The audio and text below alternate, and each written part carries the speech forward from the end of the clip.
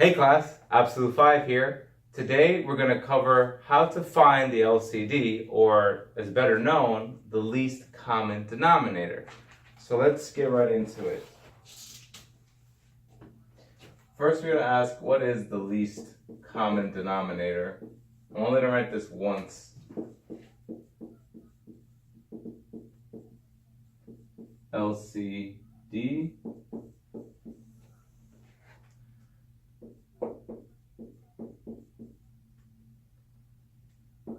The LCD of a list of fractions is the smallest positive number divisible by all the denominators in the list. So for example, if I ask you to find the LCD of 1/4 and 3/10, you first have to think, okay, what is the LCD? What are the multiples of these two denominators? So we have 4 and we have 10. Some people might use this little trick where they just multiply the denominators and that'll be your LCD. The thing is, that is a way to find an LCD. However, that's not the smallest. The smallest would actually be 20, not 40.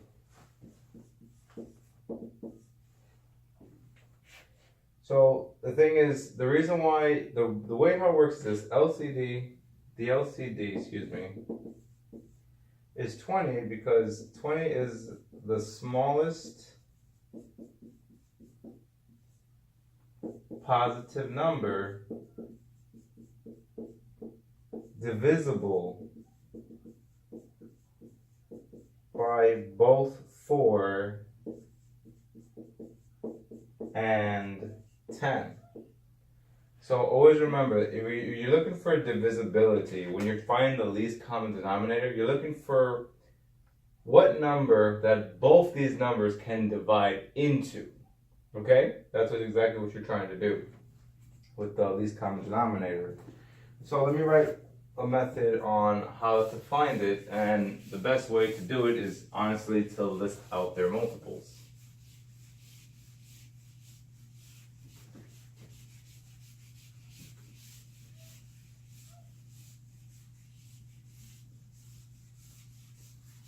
Alright, let's see. So this method, you just simply write out their multiples. Find the LCD of fractions M1. Okay, so the first step is, again, you write the multiples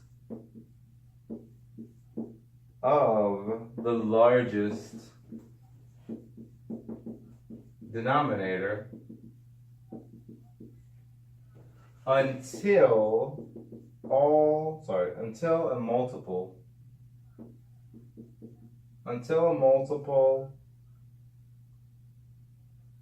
common to all denominators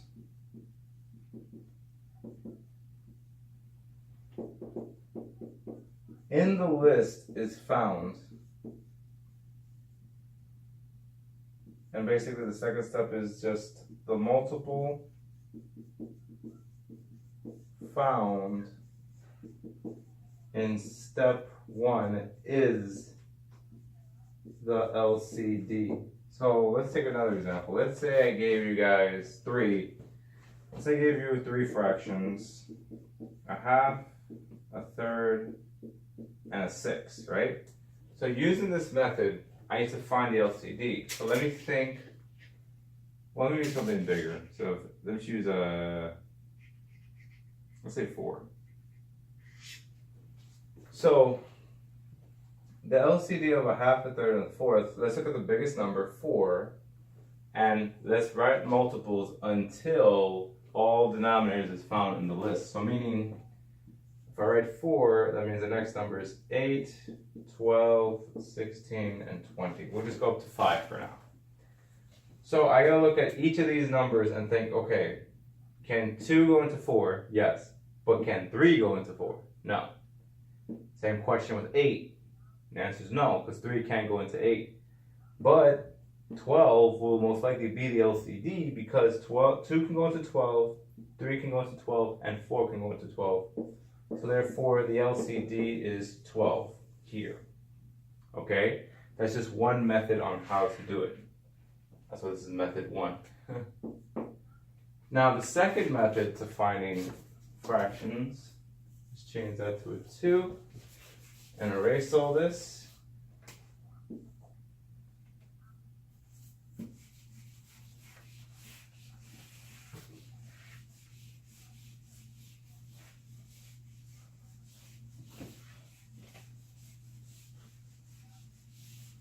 The second method is using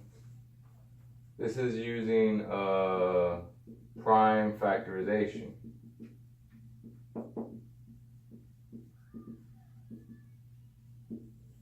So to do that, you have to first write the prime factorization of each denominator . That's the first step.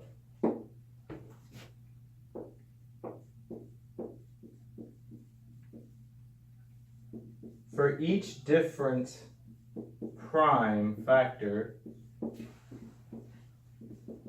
in step 1, circle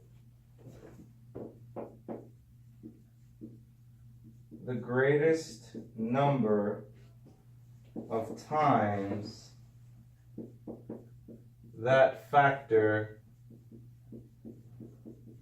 occurs in any one factorization. Now that sounds very complicated, but it's actually rather nice, I think.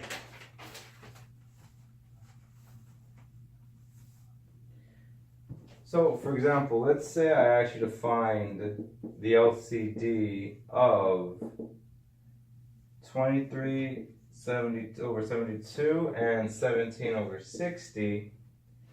What you're going to do is you're simply going to keep breaking these two numbers down by, well, they're both even numbers, so you can use 2 to break down both of them. So over here, we'll put it over here. So 72, I break this down. 2 goes into 72 36 times. I do it again.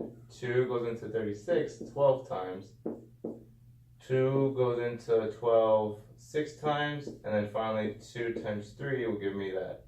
So I got to circle that many times. So this appeared the most.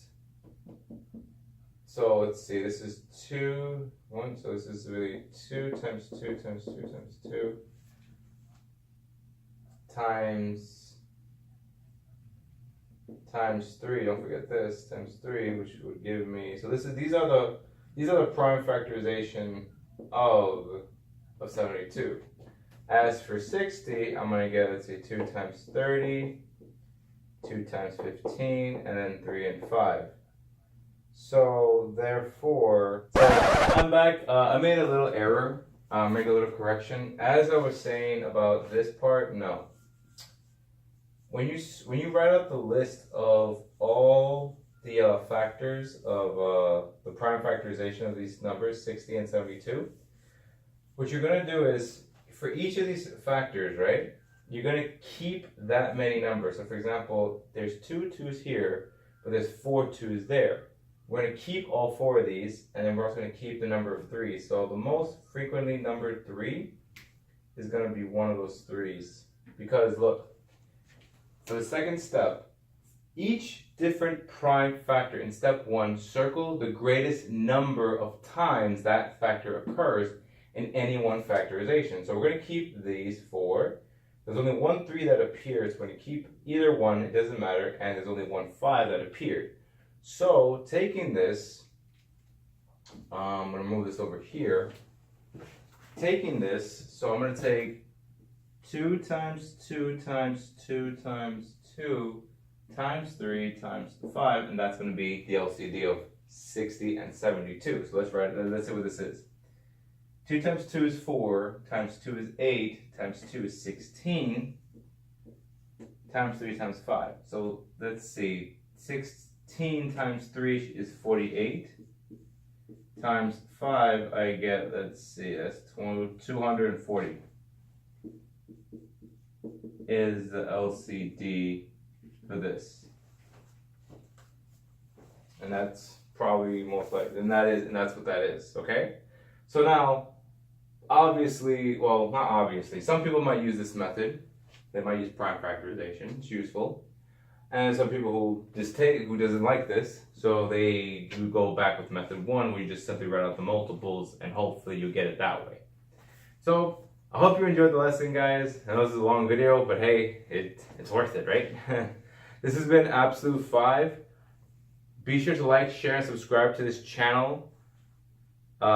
Click that bell button. We definitely need those clicks. And for you guys to receive more content in mathematics.